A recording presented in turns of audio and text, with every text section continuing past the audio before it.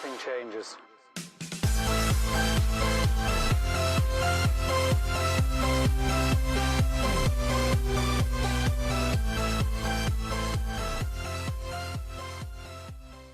Hey, what's going on, guys? It's Monday again, November 9th, 2020. Quick reminder that Wednesday the 11th, not tomorrow, Wednesday the 11th, is Veterans Day, and your post office and banks will not be operating. You'll have to check on UPS and FedEx. I think they still operate on Veterans Day. Somebody check me on that, but definitely the post office and banks, it is a federal holiday, so keep that in mind for your shipping on Wednesday. Tomorrow, good Wednesday.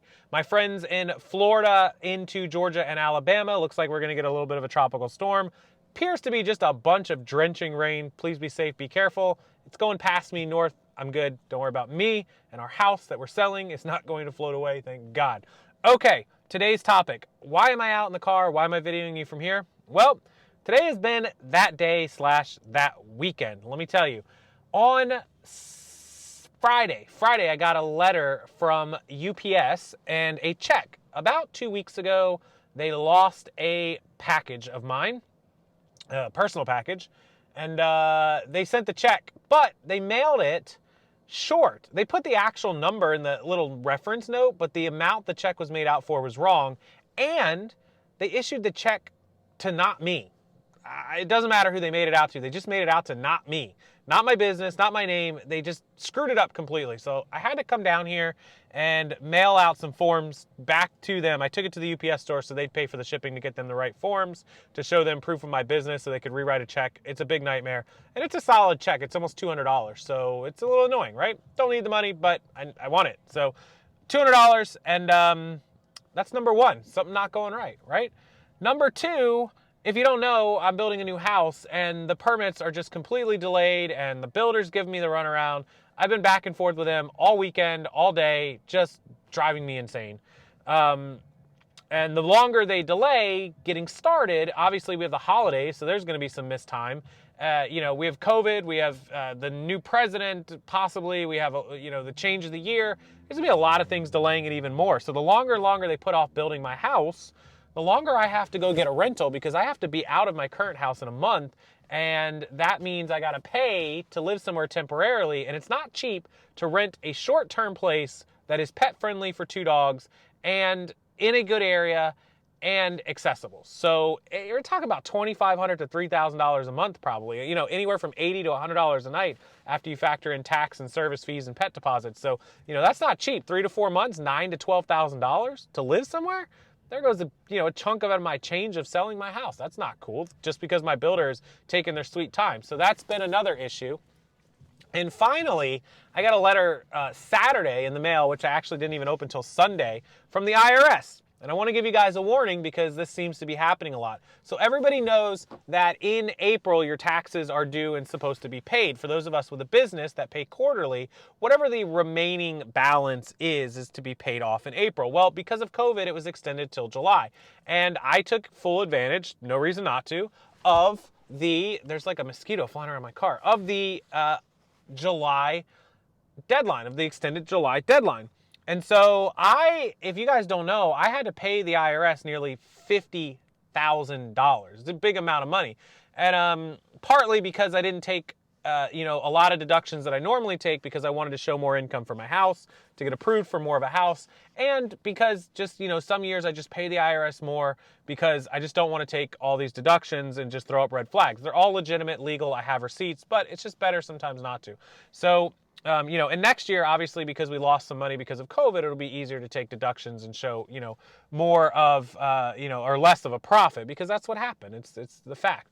Well, with that said, when I took that extension to July and I made my payment, the IRS shows, I still reported my taxes in July and paid them all at the same time. Well, they were saying that I should have reported them in April and then paid them if I wanted to get the extension on payment. Well, the extension wasn't for reporting or for just payment. It was for reporting and payment. If you don't know how the IRS works, let's say that April comes around and you owe the IRS $3,000 and you don't have the money to pay them.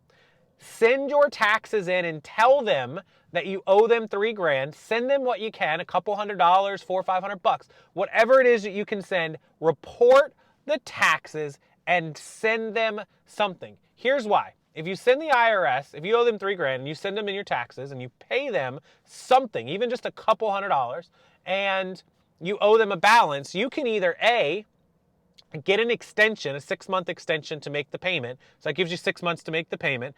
Or if you don't think you're going to be able to make the payment in the 6 months, you can ask for a payment program and they will allow you to do that. Now you're going to pay a little bit of interest, of course. If you can't make the payment in 6 months, there'll be interest on a payment plan. If you can make the payment in those 6 months, the fee for extending the payment, there is a small fee. I think it's a couple $100, somebody help me, but you don't really incur any interest as long as you can pay off the balance. And if you can't and you take the payment program, then yes, you will have interest. But if you don't send it in to them, if you just wait till you can make the payment, let's say you can make the payment in 3 or 4 months, and you don't pay the IRS and you don't even tell them that you owe them, so it's not reporting and not paying, then they're going to take that $3,000 and they can charge you up to like 25% in penalties on it. So that would be, 10% would be $300, 20% $600. That'd be $750 plus the interest they would have charged you and the $100, $200 fee for extension. You would have been owing them over $1,000 to $1,200 when you could have just told them, made a small payment, and then only probably owed interest, let's say on $2,500, say you paid them $500. The interest on $2,500, 0.05%, would be like $125 or something, as opposed to $1,200. So always tell the IRS that you owe them money, even if you can't make the payment, because it's cheaper to just tell them, make the payment later, or take the interest payment program, than it is to not tell them and then incur all those penalties and fines down the road. I know this, and I'll be honest with you guys, from personal experience about 8 or 9 years ago, when I first started making money, and I mean not when I made $30,000, when I first had like my first $75,000 year, and I owed the IRS normally I owed them like $1,000 or $2,000. I went up to owing them like $7,000 or $8,000, and I only had like $5,000 because I was irresponsible like 8 years ago. I was like, oh, tax money, I'll take care of it. So I was short a couple $1,000s, but I knew that I could make the couple thousand in a few months, so I didn't tell them. And it wasn't tax evasion. I was just like, oh, I'll get an extension and I get 6 months. I didn't know that I actually had to send them what I owed them. I was just like, oh, well, when I can pay them, I'll send them the report. And so when it came time to pay them $8,000, I actually ended up owing them like $9,500. They penalized me over $1,500. So, and there's nothing I could do about it. So I had to pay them. So just a word of warning for you guys, lesson learned. It's never happened since. I'll never let it happen again. I always pay the taxes and report and do all that stuff on time. Everything's taken care of, CPA. But just for all of you guys that want to learn, that's a life lesson. So anyways, I got a letter from the IRS saying that I had paid them in full, the whatever $49,800, but that I had reported it late, not in April, which we were allowed to. And I was like, whoa. So they've penalized me a couple $1,000s. I guess they sent me a bill for a few $1,000. And I'm like, whoa, not okay, guys. So I had to call them and say, hey, can you get this straightened out? They're working on it. They're going to get it taken care of and clear it out. And I should be good. My payment in full is all set, ready to go. They seen that I had the payment, that it was made before the July deadline. I paid it in June, I think.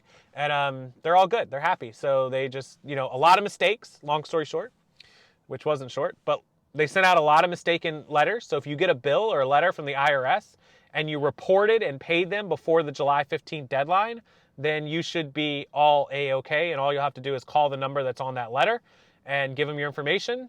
Just make sure that you do have proof of the day that it was debited from your account, which is what I had to show them my bank account. I think it showed like June 20th or something I paid it. And they saw the debit day and they cleared it out, and they're going to send me another letter, follow-up letter in the next week or so, letting me know that I have a zero balance with the IRS.